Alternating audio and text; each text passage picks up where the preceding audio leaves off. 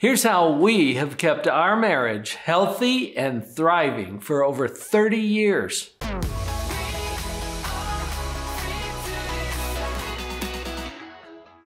Having a strong marriage isn't luck or magic. I'm Vicki Jenkins. And I'm Dr. Paul Jenkins. We're going to share with you today 9 principles that are guaranteed to enhance and even save your marriage. Before we jump into those 9 principles, I want to give you a list of them. So go to the URL on your screen right now, drpauljenkins.com/9, the number 9, principles, all one word. We'll put this in your inbox, print it out, hang it up somewhere because you'll want to refer back to these, and you can even follow along as we're going through these 9 principles today. The first principle on our list is positivity.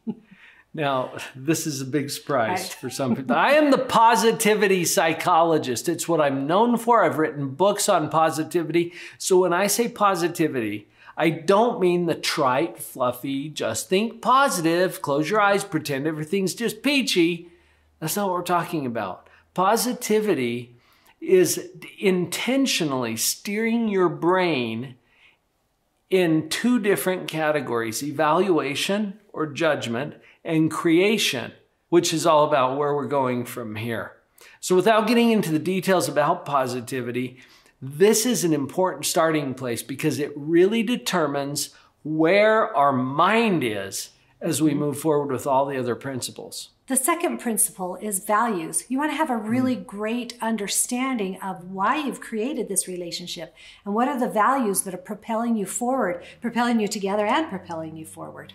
I think it's an understanding of the why that helps us get through some of the hard hows. Yeah. And you've probably noticed this. There's bumps along the way. You know, when we've attended weddings and things before, there's a common phrase, you've heard it, I'm sure, for better or for worse. And it seems like some people just mean for better. Right. When you understand the values that are driving this relationship in the first place, I mean, think about it. Why did you get together in the first place? Think about it. You know, I think another reason that knowing the values is so great is there have been times where what you're going to find in your marriage that you're going to come at things in a different way. And sometimes you think that you are on opposing teams. And if you go back to the actual values, like your goal is for us to be happy and successful.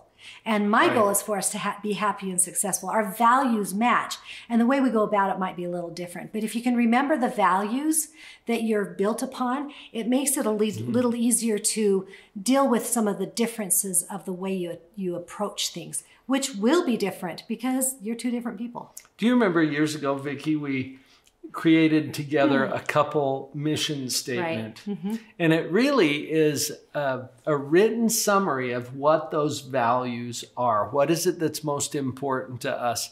And that helps keep that perspective in place. Here's principle number 3, humility. Especially if you're the husband. I don't know if it's more especially for the husband. Humility, the way I like to define it, is giving up your need to be right in exchange for being open. Do you remember Brett Williams? I do. He wrote a book called You Can Be Right or You Can Be Married. And I love that title. But Brett also talks about how the biggest conflict that comes up in a relationship is, he calls it the right fight. Right. It's about who's right instead of what's right. Yeah, and I think it's really important. I like the way that you said, be willing to be open, give up the need to be right, to be open. And I think that brings in some curiosity. And that's a really healthy way. Sometimes that's a nice way to get out of judgment, you know. So being humble is being curious. Vicki, I've noticed something. You and I are different. Very true. And that's a good thing, because if we're exactly alike, one of us would be unnecessary. Right. This humility puts us in a position where we can see the brilliance and the contributions that are available from our spouse, even if, and sometimes especially when, their viewpoint is different from our own. The next principle is forgiveness. That's an important one to It really follow, is. the humility, isn't it? It is. because it takes being humble to get into forgiveness. And why is it so important? When we pair it with the humility, I think humility is about our own willingness to change, right? And I think forgiveness is more about our willingness to allow other people to change. Many of the couples that I've worked with over the years in a coaching setting pull up history as a weapon. Right. And they're remembering something from 20 years ago where they were offended or something happened that was not to their liking, and now they're using it today as a weapon. What if we had the forgiveness in our heart that allows someone else to change? And I think sometimes it's a little easier to go down that route if you kind of go back to some of those other stages, like recognizing that we had the same values. We went about it different. I can forgive you because we still had the same intent. So if humility is giving up our need to be right in exchange for being open, one of my favorite definitions of forgiveness is giving up our demand for a better past. Right. And that opens us up to a better present. We've got 5 more principles for you. Before we get to those, would you just take a moment to click that subscribe button right down there and hit the notification bell too. That way you'll know when we've got another video ready for you. Here's principle number 5, respect. You know, our 3 family rules were all built upon respect. Yeah, right. Because it's so important to show respect to other people and property and to yourself. You know, I've interviewed a lot of little kids. It's so fun to interview, don't you think? Because you're in education, you interview little kids and they say some fun things. But I've asked a lot of kids, what does it mean to respect? And the most common answer that I get, be nice. Yeah. How simple is that? Yeah, that's a really easy way to think of respect. Just be nice. You know, one of my colleagues in this industry is Mark Gungor. He's got a funny video here on YouTube. Just go look up A Tale of Two Brains by Mark Gungor. And he boiled it down to 2 words in his book about how to have a happier marriage. Be nice.